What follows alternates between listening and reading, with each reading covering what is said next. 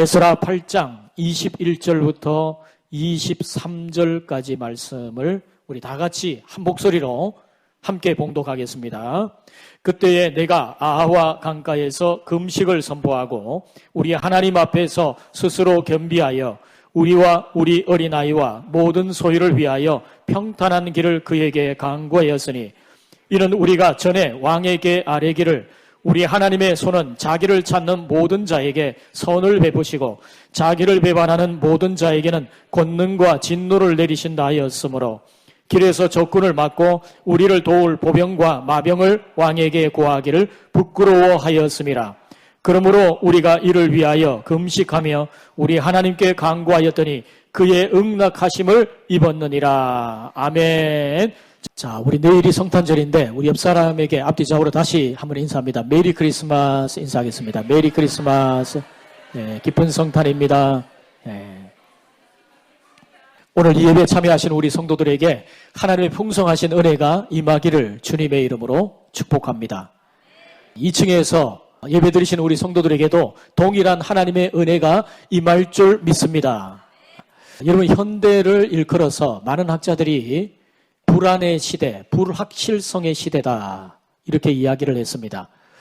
여러분, 갤브레이스라고 하는 학자가요, 그의 저서인 불확실성의 시대에서 현대는 불확실성의 시대고 불확실성이 커질수록 불안은 커지고 있다 이렇게 이야기를 했습니다. 여러분, 정말 우리의 삶에 불확실한 일들이 참 많죠. 그게 한두 가지가 아닙니다. 여러분, 저 북한의 김정은 정권이 연일 계속해서 미사일을 쏘아대며 위협을 하고 있는데 그 정권이 언제 무슨 일을 벌일지 우리는 잘 모릅니다. 여러분, 지금 전셋값이 치솟아서 집 없는 사람들이 여러 불안한 그리고 힘든 삶을 살아가는데 언제까지 그 일이 지속될는지 모를 일이죠. 여러분, 지금 이 시대 속에 많은 학생들과 부모들의 피마르는 이 경쟁 교육이 언제 끝날까? 그것도 잘 모르겠습니다. 여러분, 지금이 기대 수명이 많이 높아진, 평균 수명이 높아진 그런 시대인데 여러분, 우리가 건강하게 그렇게 살아갈는지 지금은 이제 60대는 거의 젊은이에 속하는 그런 때가 되었습니다. 마을에, 특별히 이제 시골 마을에 보면 청년회가 모여라 그러면 60대가 모인다 그러죠, 요즘에. 옛날에는 60세 그러면 환갑잔치를 해야 할 정도로 그때까지 사는 사람들이 참 드물었습니다. 근데 이제는 60은커녕 이제 90까지 바라보는 그런 시대지 않습니까? 그런데 그 90세까지를 내가 건강하게 살 것인가 잘 모르겠습니다. 건강하게 살아야 되지. 만약에 병들고 힘들어서 90까지 산다면 그것도 정말 힘든 일이죠. 여러분, 건강하게 살면 못합니까? 그래도 어느 정도 내가 노후를 지낼 수 있는 여유가 있어야 되는데 그런 경제적인 여유가 있을지 잘 모르겠습니다. 자, 이렇게 한두 가지 우리가 계속해서 불확실한 우리의 현실에 대해서 이야기를 한다면 여러분의 심령에 불안감은 더해질 것입니다. 여러분, 앞서 소개했던 갤브레이스라고 하는 학자가 이 시대를 일컬어서 불확실성의 시대다 이렇게 이야기를 했는데 짙은 안개 속에 살아가는 것처럼 앞에 무슨 일이 일어날지 모르는 그런 시대 속에 우리가 살고 있습니다. 여러분, 우리가 불안한 것은 뭐냐? 내일을 예측할 수 없다는 거죠. 시대는 급변하고 이 변화의 속도는 점점 빨라지고 있는데 우리가 그 시대 속에서 내일을 예측할 수 없다는 것이 더욱 우리를 불안케 만드는 것입니다. 마치 안개 속을 시속 150km를 달리는 것과 같은 그런 불안감이 있죠. 여러분, 그래서 영국의 시인 오든이라고 하는 분이 현대사회를 일컬어서 불안의 시대다 이렇게 이야기를 했습니다. 여러분, 우리가 불안한 이유는 내일을 예측할 수 없기 때문에 그런 거죠. 그러나 여러분, 이 불안감이라고 하는 것은 현대사회에서만 시작된 것이 아닙니다. 이미 그 태초부터 아담과 하와가 하나님을 등지고 하나님을 대적하면서부터 하나님을 그 마음에 삭제하는 그 순간부터 찾아왔던 감정이 바로 불안감이었어요. 여러분, 마치 이것은 놀이동산에서 아이가 엄마를 잃어버렸을 때 그 어떤 것도 즐거움이 될 수 없는 것과 동일한 것입니다. 여러분, 우리 인간이 그 마음에 하나님을 삭제한 그 순간부터 인간의 마음에는 불안감이 찾아왔습니다. 하나님을 잃어버린 그 인간의 가슴에는 늘 불안감이 있습니다. 태어나는 순간부터 우리는 늘 불안과 함께 하지요. 불안의 파도가 늘 우리를 향해서 으르렁거리는, 이것은 마치 시편 42편의 기자가 말했던 그 불안과 원어적인 의미가 그런 의미입니다. 시편 42편에서 시편 기자가 이렇게 말하죠. 불안에 떠는 자신의 영혼을 향해서 내 영혼아 내가 어찌하여 불안해하는가? 너는 하나님을 바라라. 이렇게 이야기를 하지 않습니까? 그때의 불안이라고 하는 단어가 원어적 의미가 이 파도가 몰아치는 으르렁거리는 파도, 그런 이미지를 생각해 보시면 됩니다. 이런 매우 안타까운 것은 이 불안이 어쩌면 평생 여러분과 제가 원치 않게 함께 동행해야 되는 길동무일지도 모른다고 하는 사실입니다. 그래서 사람들은 저마다 해결책을 내놓는데 나름대로 대책을 세우죠. 먼저는 부정합니다. 나는 불안하지 않다. 나는 별로 불안하지 않아. 이렇게 허세를 떨죠. 아내에게 때는 주위의 사람들에게 불안하지 않은 것처럼 미소를 짓지만 사람들의 마음속에 불안이 있습니다. 뼛속 깊숙이 스며드는 이 불안감을 부정할 길이 없어요. 또 어떤 사람은 도피의 방식을 선택합니다. 불안감을 잊기 위해서 잠시나마 몸에 니코틴이나 술을 넣는 것이죠. 니코틴을 몸에 넣으면 잠시나마 그 니코틴에 의해서 불안의 각을 줄여줍니다. 잠시 있는 것이죠. 그리고 술을 먹으면 술에 취하는 동안 이 불안을 잊어버릴 수가 있는 겁니다. 어떤 사람은 마약을 통해서 그 불안감을 잊어보려고 하는 사람들도 있습니다. 어떤 사람은 체념하죠. 산다는 게 다 그런 거지 뭐. 그렇게 체념하고 살아갑니다. 여러분 이것은 근본적으로 해결점이 되지 않습니다. 여러분 제가 어릴 적에 동네에 큰 개가 있었는데요. 이 개가 참 고약한 것이 어린아이를 보면은 그렇게 사자처럼 으르렁거리면서 짖다가도 어른만 보면 꼬리를 내리고 굉장히 기가 죽은 것처럼 고개를 떨구고 그렇게 있어요. 제가 어릴 적 그 개 앞에 지나갈 때 개가 얼마나 으르렁거리는지 여러분 어떤 사람이 이야기하기를 그 개가 그렇게 하는 것이 사람의 크기를 보고 그렇게 하는 게 아니라는 거예요. 개는 사람이 들을 수 없는 주파수를 듣습니다. 그래서 이 콩닥거리는 가슴 소리, 심장 뛰는 소리를 듣는다는 거예요. 콩닥거리는 가슴 소리를 들으면 그것이 바로 자기를 공격하는 소리라 이렇게 인식을 하기 때문에 공격적으로 나온다는 것입니다. 여러분 우리가 심장이 콩닥거릴 때 우리의 원수 마귀가 우리를 향해서 비웃을지 모릅니다. 저놈 지금 불안해하고 있구나. 그렇게 사단이 우리를 마음껏 비두를 수가 있죠. 여러분 하나님의 자녀들도 불안감을 느끼겠습니까? 물론입니다. 여러분 예수 믿는 우리들도 불안감에 사로잡혀 있을 수 있어요. 여러분 하나님의 자녀라고 불안감을 면제받을 수는 없습니다. 그럼 무슨 차이가 있는가? 부정하지 않아도 도피하지 않아도 체념하지 않아도 불안감은 평생 함께해야 될 길동무와 같이 우리와 함께 하는데 이 불안감을 평안으로 뒤집을 수 있는 길이 있습니다. 여러분 우리 예수 믿는 사람들에게 주어진 특권이 바로 그것이에요. 여러분 혹시 지난주 한 주 살아오면서 여러분의 마음속에 불안감이 가득하게 살아오신 분이 혹시 계십니까? 여전히 여러분의 마음속에 올 한 해의 이 끝에 와 있지만 2024년도가 여러분에게 그렇게 유쾌하지 않는 어떻게 될지 불확실해서 마음에 여전히 불안감을 안고 혹시 이 예배에 참여하신 분이 계십니까? 지난 한 주간 내 자신을 정직하게 들여다볼 때에 내 마음에 불안감이 가득해서 평안을 잃어버린 삶을 살고 계신 분이 혹시 이 자리에 계십니까? 그러면 잘 오셨습니다. 오늘 하나님이 여러분에게 하실 말씀이 있습니다.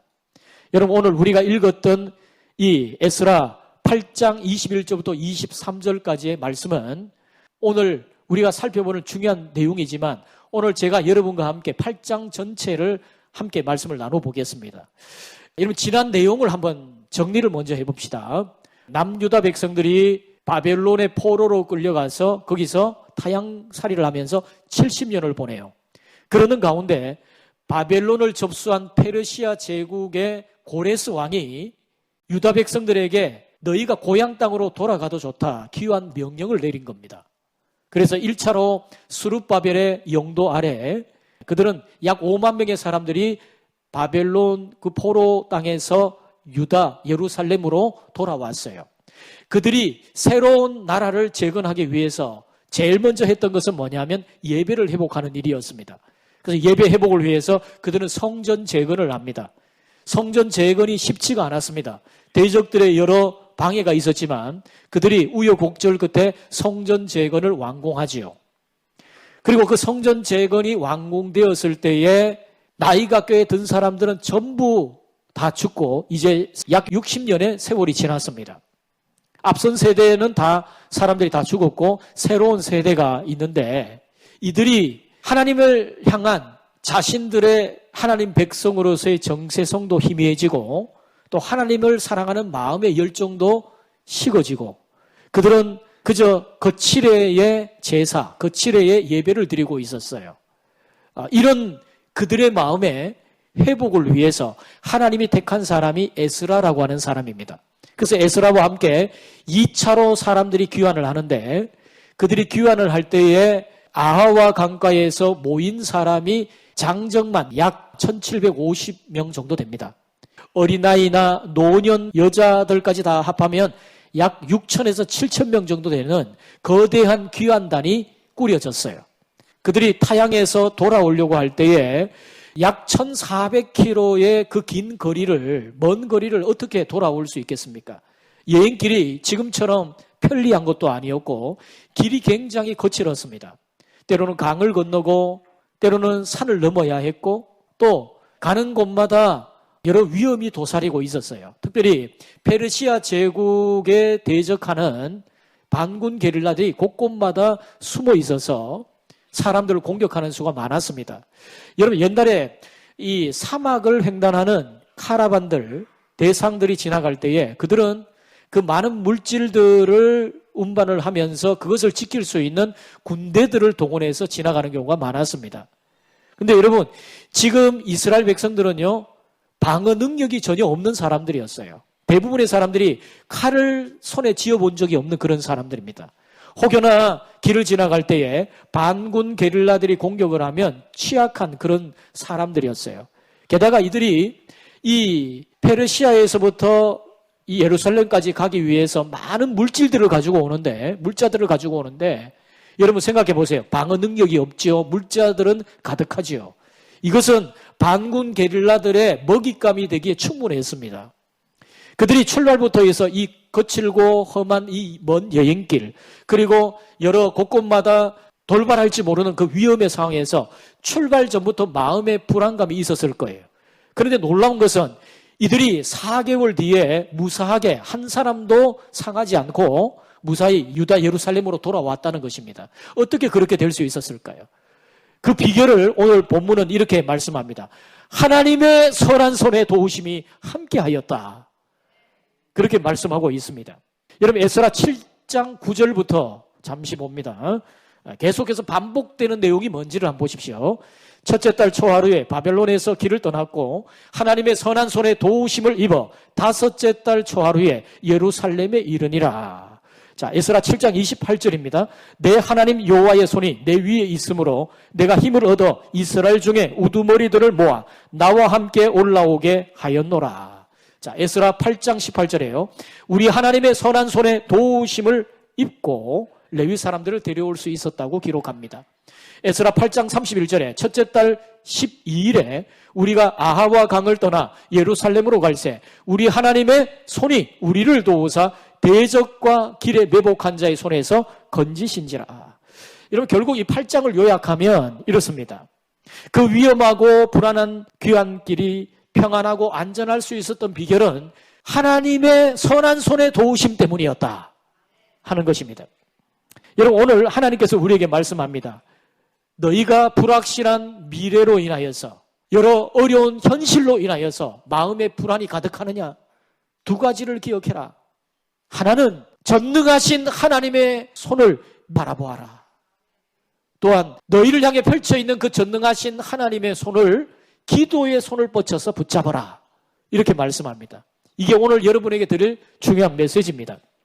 여러분 불안하고 힘들 때마다 여러분 이 두 가지 사실을 꼭 기억해야 됩니다. 하나님의 능하신 손을 우리가 볼 수 있어야 되고 하나님의 능하신 손을 붙잡을 수 있어야 된다 하는 것입니다. 여러분 불안한 손을 내밀어서 주님의 그 전능하신 손을 붙잡을 수 있는 성도들이 되시기를 주님의 이름으로 축원드립니다. 여러분 내일이 이제 성탄절인데요. 성탄의 가장 중요한 메시지가 뭐죠? 임마누엘, 하나님이 우리와 함께 계시다. 여러분 하나님이 우리와 함께 계시는 줄 믿습니다. 그 하나님의 전능하신 손을 여러분 굳게 붙들으셔야 돼요. 여러분 하나님이 우리를 향해 손을 뻗고 계십니다. 이 귀한 민들이 이렇게 설명을 해요. 우리가 그 불안하고 위험한 그 여행길을 어떻게 무사하게 지나올 수 있었던가? 그것은 그의 전능의 손이 우리를 붙들고 계셨기 때문이다. 이들의 조상이 과거에 애굽에서 나와서 광야 40년의 세월을 지날 때에 이들은 그 전능하신 하나님의 손을 친히 목도했습니다. 이스라엘 백성들 중에서 칼을 들고 싸울 수 있는 장정이 한 60만 명 정도 됩니다. 어린아이, 여자들까지, 노약자들까지 다 합하면 약 250만 명 이상의 거대한 민족이죠. 여러분 250만 명의 거대한 민족이 어떻게 광야 40년을 지날 수 있었던가? 어디서 먹을 것을 얻을 것이며 어디서 마실 물을 공급받을 것인가? 여러분 이들이 하루에 한 사람당 빵 하나씩만 필요하다 해도 하루에 필요한 빵의 양이 250만 개 이상이 돼요. 빵만 먹습니까? 단백질도 좀 먹어야죠. 그래서 통닭을 두 사람당 하나씩 먹는다 해도 125만 마리의 통닭이 필요합니다. 어디서 그것을 공급받습니까? 그리고 여러분 이들이 광야를 지나갈 때 신발이 말이죠. 지금처럼 아주 튼튼한 신발이 아닙니다. 샌들 같은 아주 그런 연약한 신발을 신는데 1년에 좋게 한 2컬레씩 필요하다 해도 한 500만 컬레 정도 이 신발이 필요해요. 어디서 그 신발을 만들고 공급받을 수 있는가? 참 모를 일이죠. 가는 곳마다 우글거리는 독사떼와 위험의 요소들이 있습니다. 여러 대적들의 공격들이 있을 수도 있고요. 이런 광야의 어려움 속에서 어떻게 이들이 광야를 지나올 수 있었던가? 답은 하나입니다. 하나님의 손이 이들과 함께 하였다. 그것입니다. 하나님의 손, 이것은 일종의 비유죠. 하나님은 혈과 육이 아니시기 때문에 그분은 손이 없으십니다. 영이신 그분은 우리처럼 손이 있는 분이 아닙니다. 그 하나님의 손이라고 하는 것은 다른 무엇을 말하는 것이 아니라 하나님의 함께 하심, 그것을 말하는 거예요. 우리를 향해 내민 손은요 5가지 영어의 P자와 관련이 됩니다. 하나님의 손은 이런 것을 의미하는 거예요. 하나님의 계획을 의미합니다. 플랜. 하나님은 저와 여러분을 향해서 놀라우신 계획을 가지고 계신 줄 믿습니다. 또 하나님의 임재를 말합니다. presence. 하나님의 임재, 하나님의 현존하심, 그것을 말씀하는 거예요. 또 세 번째는 하나님의 보호, protection. 하나님의 보호하심을 말씀하는 겁니다. 그 다음에 네 번째 하나님의 공급, provision. 하나님의 공급하심을 말씀하는 거예요. 하나님은 우리의 삶의 공급자가 되시고 우리의 필요를 채워주시는 줄 믿습니다. 이 모든 약속을 하나님은 신실하게 지키세요. 하나님의 그 promise, 약속. 하나님은 약속에 신실하신 분이세요. 이것이 하나님의 손에 담겨진 의미입니다.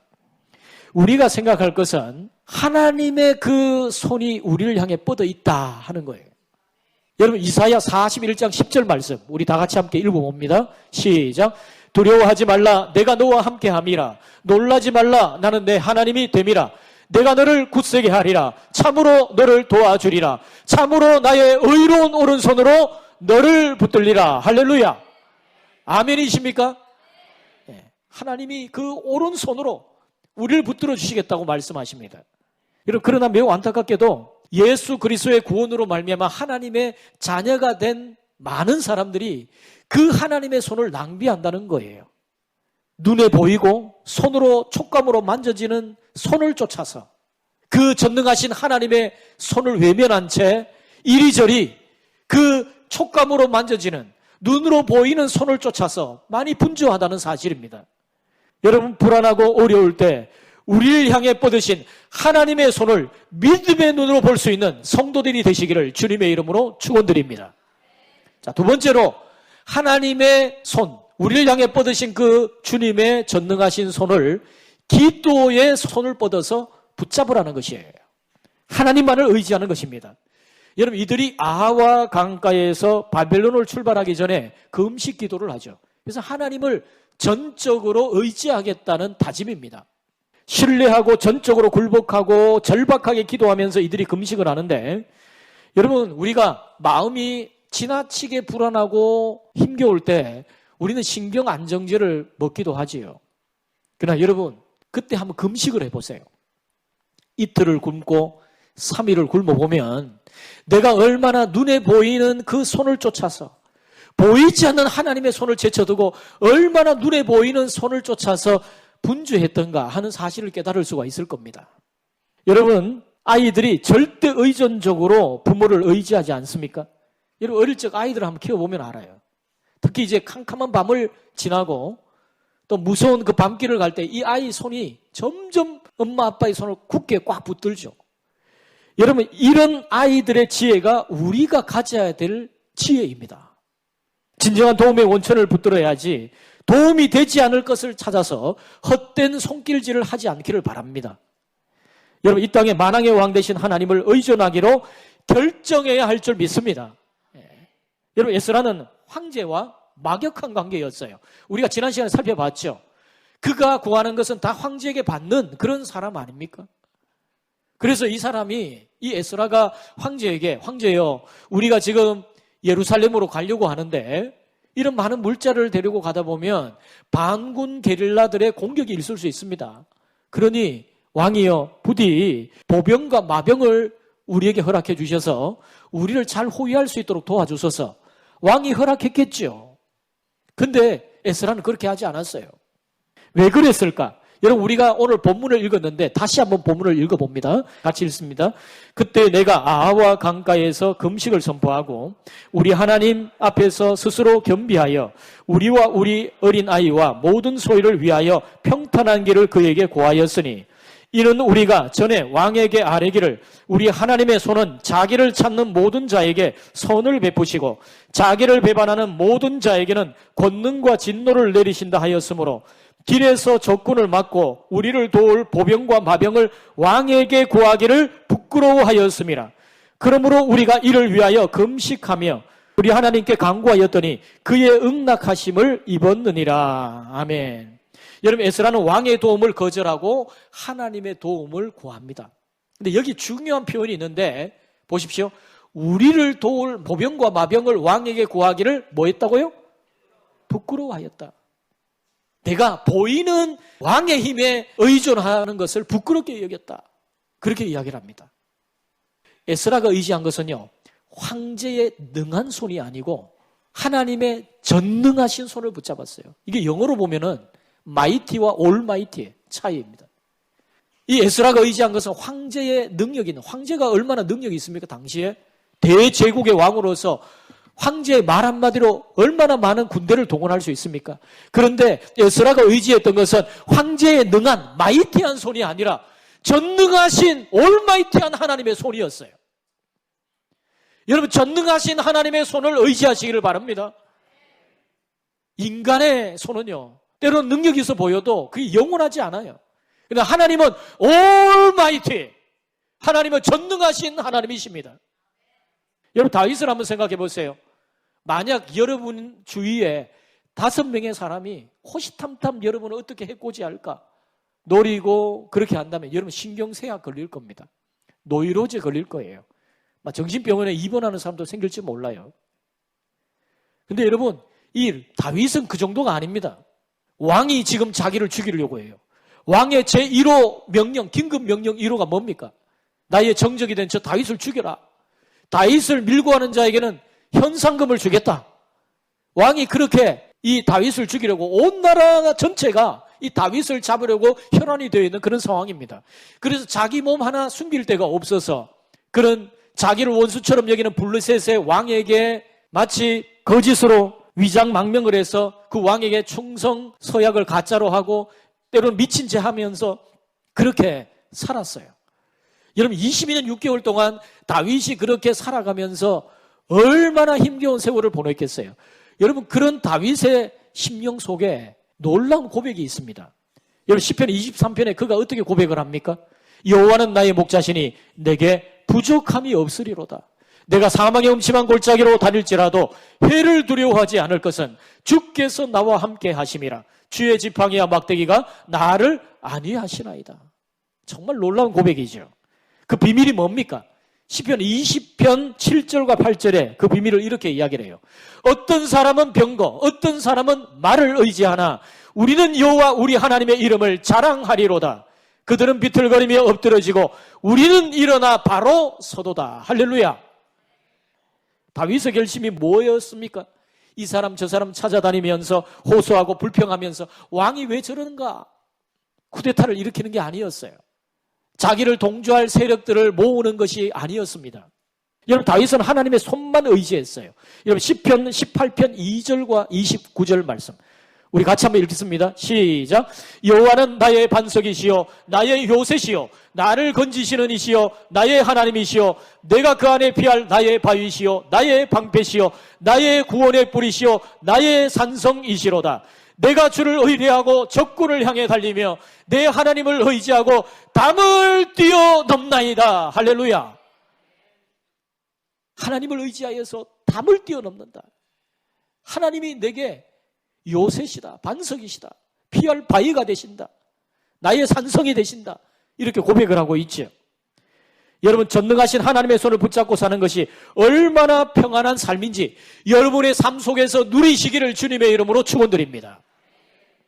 여러분, 예수님께서 마태복음 16장에서 이런 말씀을 하십니다. 내가 내 교회를 세우리니 음부의 권세가 이기지 못하리라. 여러분, 이 교회는 누구의 교회죠? 저의 교회입니까? 담임 목사의 교회입니까? 하나님의 교회, 주님의 교회입니다. 내가 내 교회를 세우리니. 여러분, 이 교회를 세우시는 분이 누구죠? 하나님이십니다. 담임 목사가 세우는 게 아니고 장로님들이 세우는 게 아닙니다. 이 교회를 세우시는 분은 주님이십니다. 그러기에 여러분, 이 교회를 지키시는 분도 주님이십니다. 여러분, 지난 월요일에 우리 총회 목회자 세미나가 있었는데 우리 한국교회에 원로이신, 우리 교단의 원로이신 한 목사님이 강사로 오셨어요. 이분이 이제 은퇴가 이제 몇 년 남으셨는데 이분이 한날 이 교회를 보니까 여러 교회 일들을 보니까 마음에 불안한 감이 있는 거예요. 그래서 하나님 앞에 기도를 하는데 하나님이 감동을 주시는데 어떤 음성을 주시느냐? 내 교회는 내가 지킨다. 그 음성이 들려오는 것 같아요. 그래서 이분이 감동을 받고 하나님 그렇습니다. 이제까지는 제가 지켜왔지만 이제 앞으로는 주님께 모든 것 맡기고 주님이 지켜주실 줄 믿습니다. 그랬는데 하나님이 또 말씀하세요. 그러면 지금까지 네가 그러면 교회를 지켜왔더냐? 지금까지 지킨 것도 나니라. 내가 이 교회를 지켰느니라. 여러분, 이 교회를 지금까지 지켜주신 것, 우리 대전평안교를 40년의 세월 동안 지켜주신 분은 담임 목사가 아닙니다. 장로님들이 아닙니다. 바로 우리 주님이십니다. 앞으로도 주님이 지키시고 세우실 것입니다. 여러분, 이런 평안함이 우리 가운데 있어야 됩니다. 이런 확실히 우리 가운데 있어야 돼요. 우리가 40년의 비상을 위해서 기도할 때에 우리 앞에 산적해 있는 문제를 보면 우리의 마음에 불안감이 생길 수도 있어요. 이걸 어떻게 할까? 이 문제를 어떻게 해결할까? 근데 여러분, 주님의 교회는 주님이 지키십니다. 여러분, 여러분이 하나님의 소유죠. 너는 내 것이라 주님 말씀하셨습니다. 주님의 소유된 주님의 백성들은 주님이 지키십니다. 여러분의 가정을 주님이 지키실 것입니다. 여러분, 우리가 이 한 해 끝자락에 와 있는데 여전히 우리 마음에 불안감이 있고 2024년도를 맞이하는 여러분의 마음속에 때로는 염려와 근심이 있을 수 있어요. 내년을 어떻게 살아야 되나? 내가 2023년도를 힘겹게 살아왔는데 내년을 어떻게 버텨야 되나? 여러분, 하나님이 지키실 것입니다. 사랑하는 성도 여러분, 인생길에서 불안한 마음이 여러분의 마음을 심란하게 할 때마다 여러분을 향해 뻗으신 주님의 손을 믿음의 눈으로 바라볼 수 있기를 바랍니다. 여러분을 향해 뻗으신 주님의 손을 기도의 손으로 뻗쳐서 붙잡을 수 있기를 주님의 이름으로 축복합니다. 여러분, 이 시대가 불확실성의 시대예요. 제가 서두에 말씀드렸던 것처럼 안개 속을 시속 150km 달리는 것 같은 그런 불안감이 우리 가운데 있습니다. 시대는 급변하게 변화하는데 내일을 예측할 수 없는 우리의 마음은 참으로 불안이 가득합니다. 그러나 여러분 주님의 전능하신 손에 모든 것을 맡기세요. 내 불안의 손이 전능하신 주님의 손을 붙잡을 때에 우리의 이 불안을 평안으로 전환시킬 수 있는 이 승리가 여러분 가운데 임할 줄 믿습니다. 이러한 은혜를 경험하는 복된 성도들이 되시기를 주님의 이름으로 축원드립니다. 여러분 이 시간 우리 말씀 생각하면서 함께 찬양하십시다.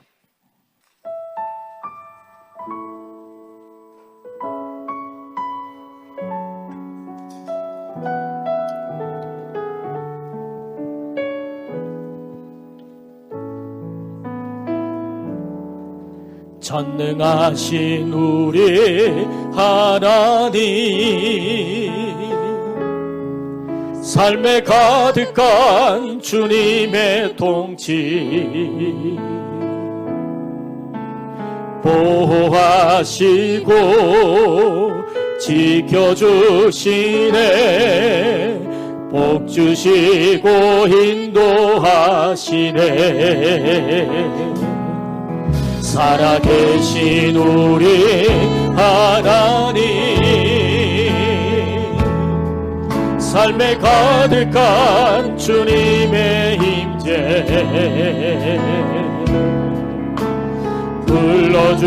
불러주시고 채워주시네, 들으시고 응답하시네. 주의 소리 붙드시네.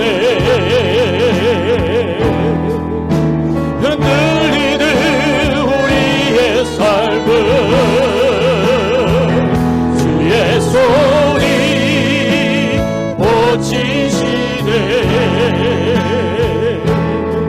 상한 우리의 마음을 우리 다 찬양합니다. 전능하신 우리 하나님, 전능하신 우리 하나님, 우리 두 손 들고 찬양합니다. 삶에 가득한 주님의 통치, 주님의 통치, 보호하시고 지켜주시네, 복 주시고 인도하시네. 살아계신 우리 하나님, 살아계신 우리 하나님,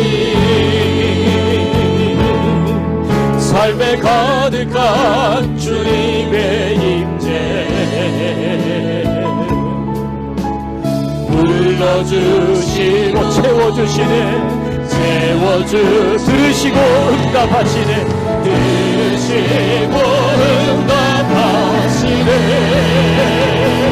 주의 소리 붙드시네.